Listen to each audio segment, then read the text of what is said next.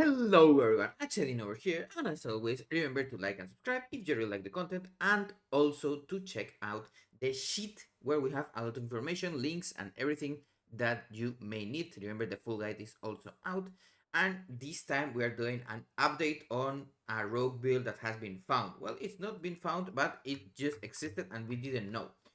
There was a problem with simulation craft and high haste profiles because you know how deepening shadows works, where our dance gets longer duration the more haste we have, but only haste rating. So basically what happens is Deathstalker and Trickster were very close in single target, so there was not a lot of reason to change from Deathstalker to Trickster, or either way if you liked one, unless there was cliff.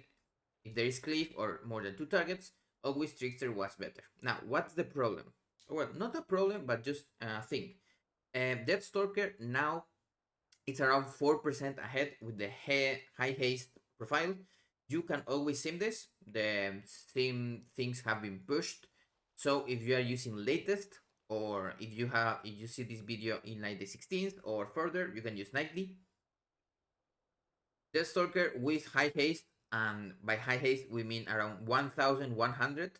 1050, it's around where it begins to shine quite a bit because you get the extra global with Widon, even if it's a champion one.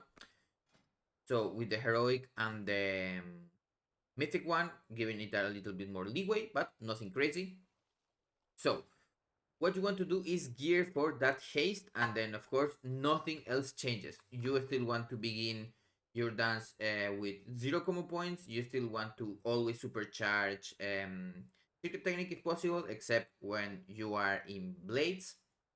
You also want to always apex dark knight, and that's always things that we do at Deathstalker. Maybe I do an updated kind of guide with the high haste profile. Right now I can't run it because most of the bosses that I'm doing still have a lot of cliff.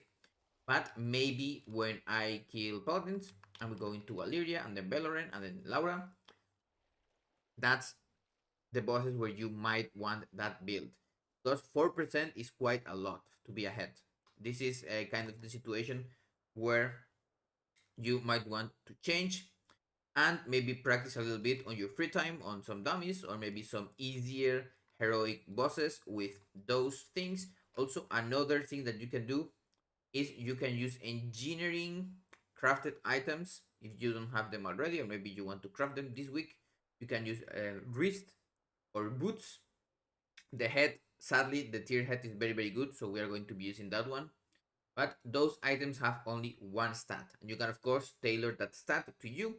So you can have around 100 haste on your wrist and 120 on your boots. Of course, your jewelry can also change to accommodate this, and you can also use the flask, because if you are very close to that place, you can use the flask and go from 900 to that 1050, something like that. It's way easier to get 900 haste than get 1050. But if you can get that kind of haste, you can use the mastery flask as always.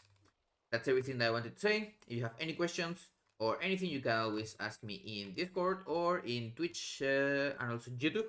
I check both chats quite regularly, and I also get announced if someone also talks in them. Have a nice day, and I will see you on the next video.